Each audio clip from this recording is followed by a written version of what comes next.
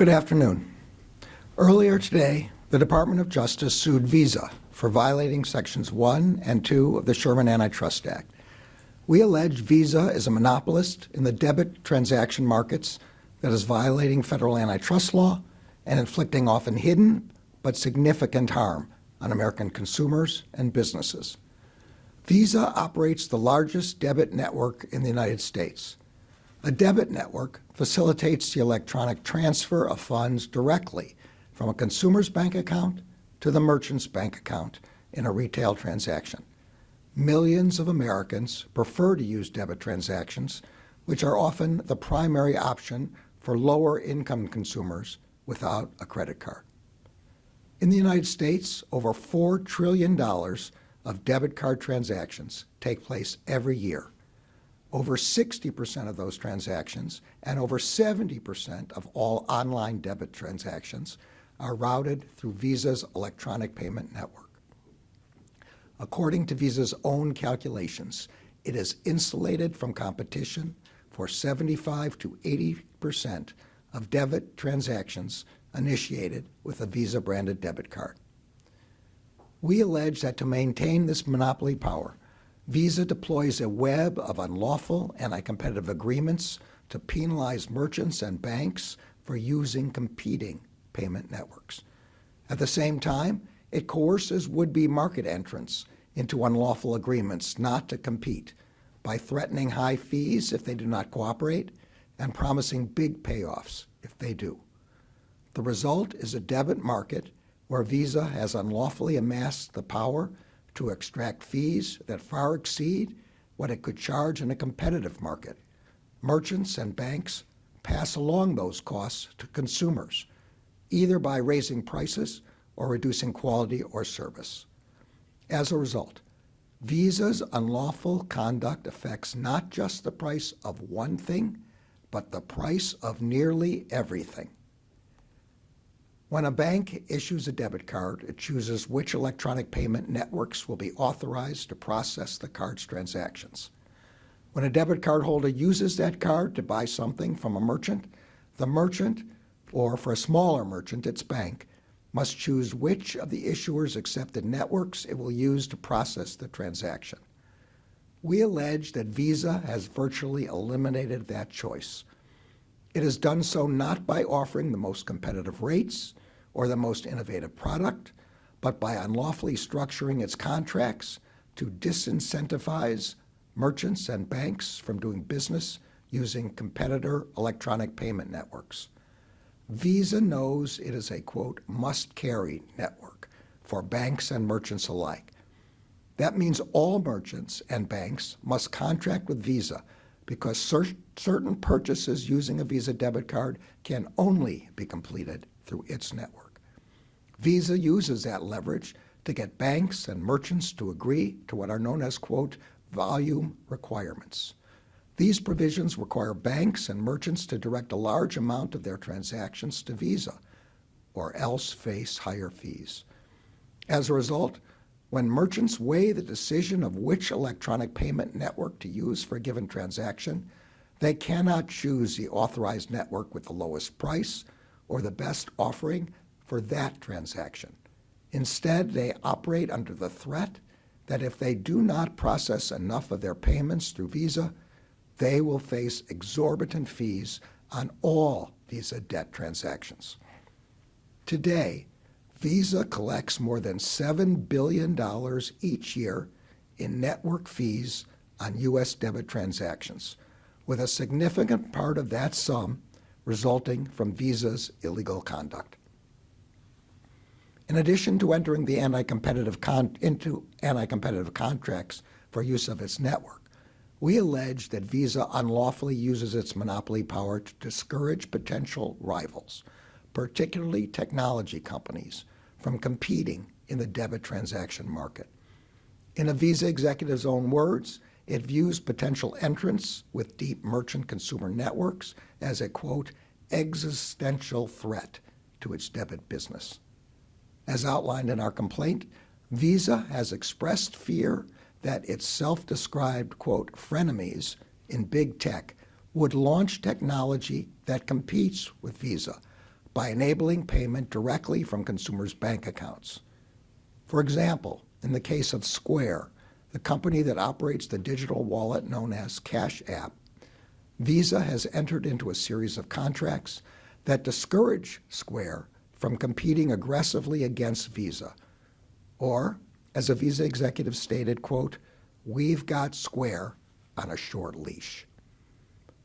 Entering into contracts with would-be competitors to prevent them from becoming actual competitors is an unlawful agreement not to compete that violates Section 1 of the Sherman Antitrust Act. And leveraging monopoly power to limit competitors' ability to gain market share violates Section 2 of that act. I am grateful to the Department's Antitrust Division for their excellent work on this case over the past 3 years. That includes the leaders of the division who are standing behind me, as well as the dedicated career attorneys and staff who work tirelessly to protect consumers and ensure competitive markets. Today's lawsuit against Visa is only the latest example of the Justice Department's work to enforce the antitrust laws and hold accountable companies that undermine competition and harm the American people. In some of the Justice Department's antitrust enforcement actions, the harm caused by the alleged illegal conduct is more visible. Higher prices for air travel, for concert tickets, for smartphones. The harmful effects of Visa's alleged anti-competitive conduct are less visible, but they are no less harmful. While Visa is the first name many debit card users see when they take out their card to make a purchase, they do not see the role that Visa plays behind the scenes. There it controls a complex network of merchants, financial institutions, and consumers. What the Justice Department sees, and what we allege in this lawsuit, is that Visa is a monopolist that is distorting the marketplace for a debit transaction. It is unlawfully blocking competition. It is depriving American banks, merchants, and consumers of lower costs and product innovation. It is charging a hidden toll on each of trillions of transactions, adding up to billions of dollars of fees imposed annually on American consumers and businesses. I'm now going to turn the podium over to Principal Deputy Associate Attorney General Ben Miser. Thank you all.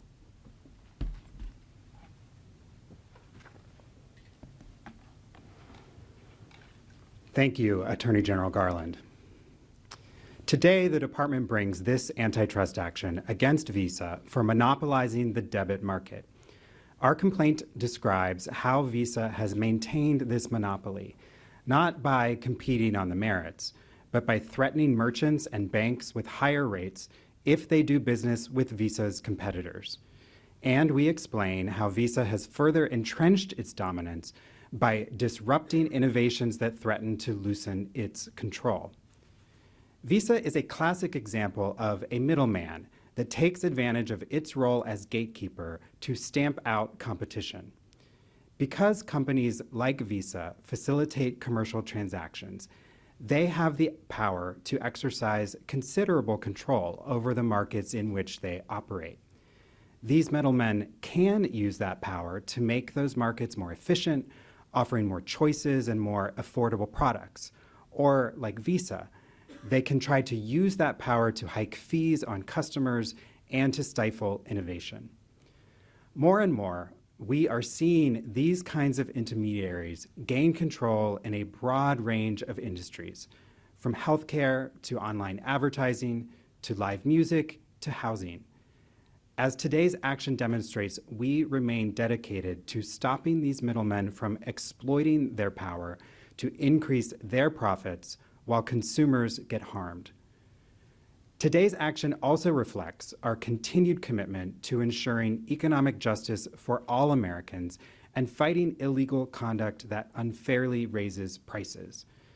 Every day, millions of Americans use debit cards to buy groceries, clothing, and other necessities. Many Americans rely exclusively on debit cards, particularly younger or less affluent individuals who are unable to obtain credit cards or who prefer not to use them. when merchants raise their prices to cover Visa's exorbitant fees, the burden of Visa's anti-competitive conduct falls disproportionately on Americans who are less well off and who feel the impact of high prices most painfully. Promoting competition through antitrust enforcement levels the playing field and plays a critical part in advancing economic opportunity and equity. But our work to ensure economic opportunity for all Americans, regardless of income status, spans the entire department. It includes the Civil Division's work to protect vulnerable seniors from financial fraud, and it includes the Environment and Natural Resources Division's fight to ensure all Americans, including people in Native communities, have access to clean air, safe drinking water, and a healthy environment. Today's action against Visa makes clear that we will continue to focus our resources on advancing economic justice and equity.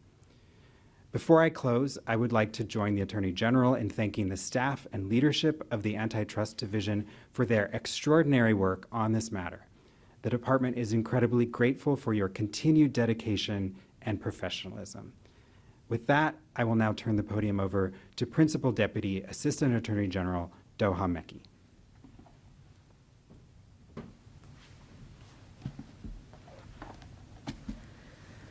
Good afternoon. This afternoon, the Justice Department filed a monopolization lawsuit about a financial network we do not see but cannot escape. Every year, this financial network processes 157 billion debit transactions. Whether at the grocery store, the pharmacy, the gas station, or online, millions of Americans give merchants their debit credentials, allowing them to pay for goods and services directly from their bank accounts. And for Americans of all stripes, they either need or prefer to use debit as a payment option.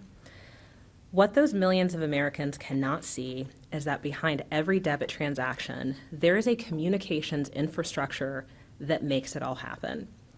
But this infrastructure, as we allege, is neither innovative nor new. In fact, it has been around in one form or another since the 1970s. Despite the passage of time, the dawn of new technologies, and payment paradigms, one corporation, Visa, is an unavoidable debit network for merchants, banks and financial institutions, and consumers. And Visa knows it. Visa's dominance is reflected in its slogan, and I quote, "Everywhere you want to be." But for merchants, banks, and consumers, one could just as easily add, "whether you want us or not." Because in fact, Visa has not maintained its dominance by innovating, by competing on the merits, or championing consumer choice. It has done so through exclusion and penalization. Visa's conduct is unlawful, and today we have filed a lawsuit to stop it. As the Attorney General said, Visa has a durable monopoly over debit card networks. More than 60% of debit transactions in the United States run on Visa's debit network, allowing it to charge over $7 billion in fees each year for processing these transactions. Visa rakes in sky-high margins and faces, in its own words, approximately zero marginal costs. Visa's fees have many names: a domestic service fee, a data processing fee, an acquired service fee, a network acquirer fee, a fixed acquirer network fee. Regardless of what they are or who pays them, these fees add up to billions in hidden costs and tolls that must be borne by businesses, working families, and the U.S. economy as a whole. Visa knows the source of its dominance is its immense scale on both sides of the market.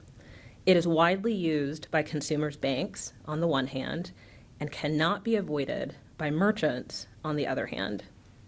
Visa recognizes that this scale is, and I quote, "an enormous moat that protects and sustains its monopoly, debit business, and profits." As we allege in our complaint, it did not have to be this way. But in the early 2010s, competition threatened to erode Visa's debit monopoly. At that time, Visa faced twin competitive threats. First, Congress sought to unlock competition and lower prices by requiring banks that issue debit cards to include at least 2 debit routing options on their cards. This would allow debit payment networks to compete for transactions between consumers and merchants at the point of sale. Second, at the same time, technological innovation had sprouted a new paradigm in which merchants and consumers could directly connect with fewer middlemen like Visa. Faced with these threats, Visa developed a plan to wield and protect its monopoly power and distort competition for debit transactions. Visa extracted a series of agreements with major merchants, banks that issue debit cards, and other key industry players. Those agreements forced merchants who might consider a lower-cost rival into a false choice: choose Visa or face ruinous fees on every single Visa transaction. But there's more. Visa feared entry by potential fintech competitors like Apple, PayPal, and Square. It worried these competitors might have what it described, and I quote, as network ambitions, which would threaten Visa's dominance and centrality in debit. It worried about fintech payment networks gaining scale with both merchants and consumers, and quote, becoming a viable merchant option positioned and priced as a substitute for debit. So Visa began co-opting and neutralizing competition by turning rivals and potential competitors into what Visa called partners, on the condition, of course, that they did not develop competing payment products. Visa offered payoffs to incentivize potential competitors to stay out of the debit market. It also threatened potentially ruinous financial penalties if up-and-coming competitors innovate in ways that Visa does not like.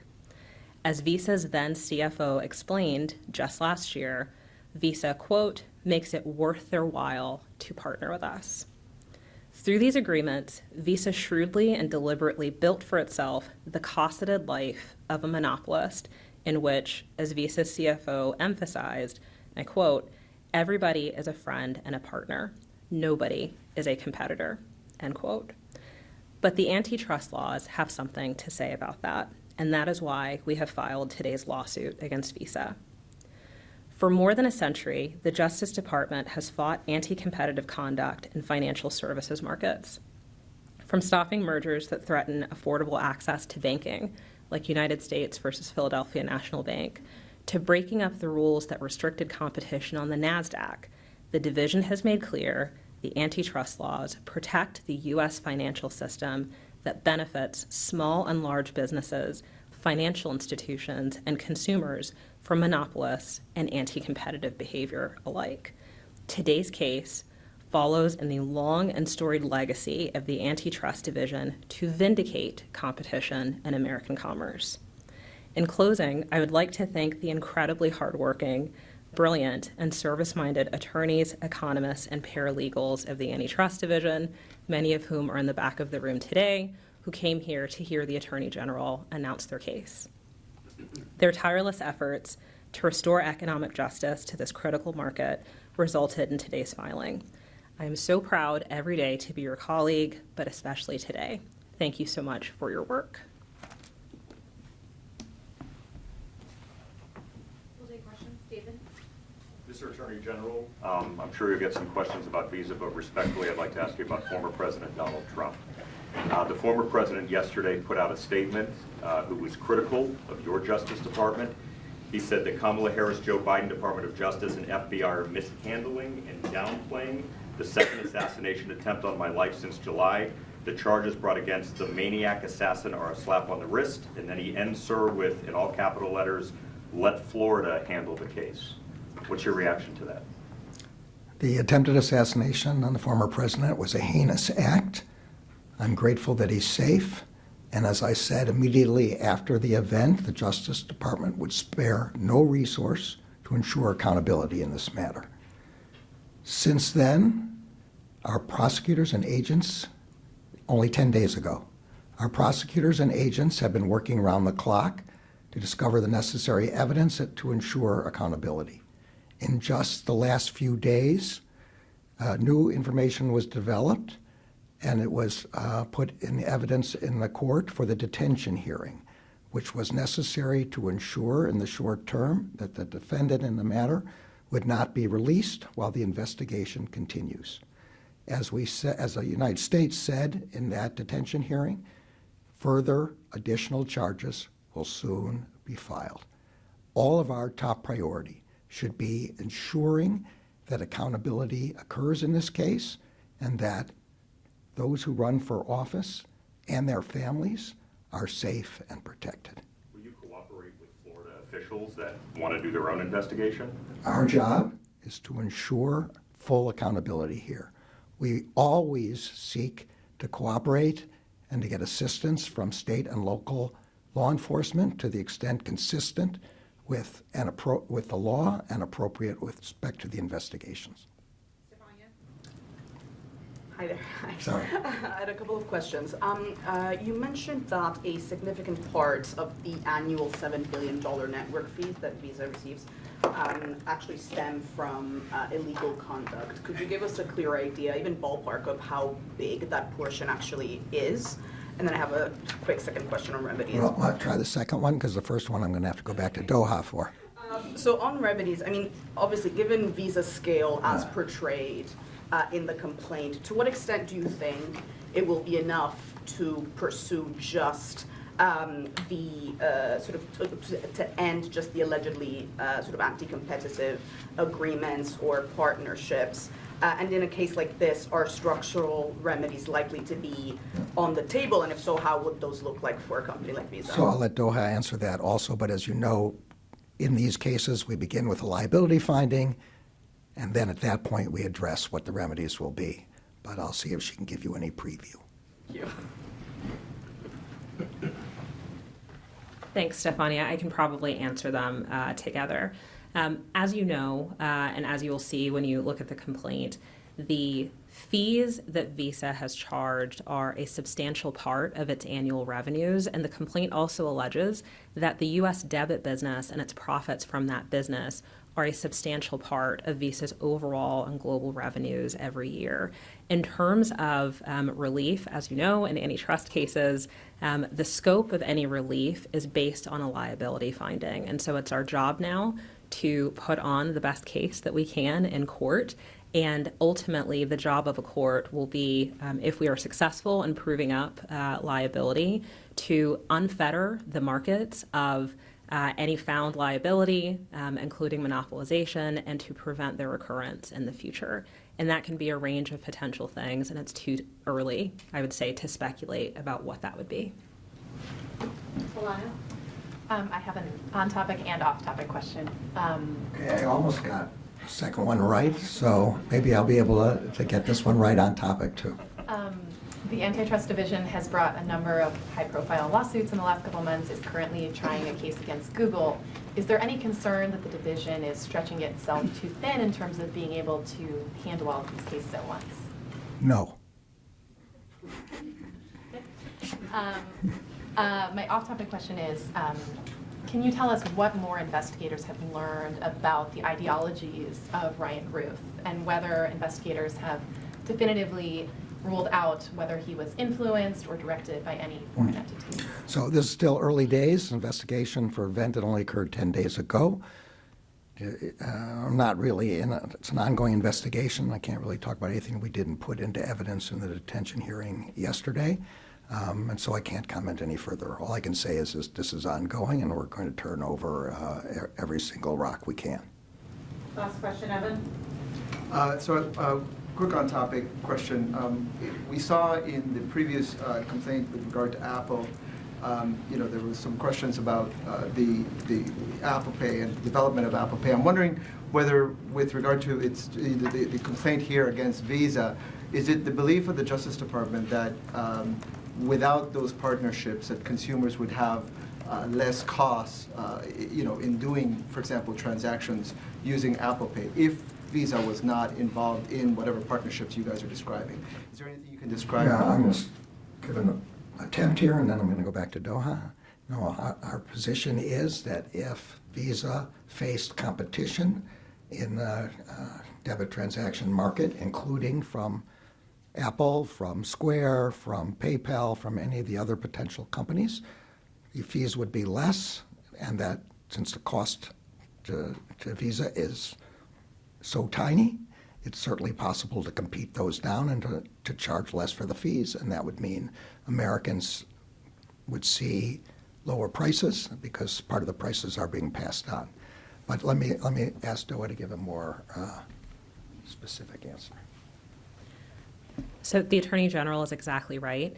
To be clear, the allegations in the two lawsuits are very different.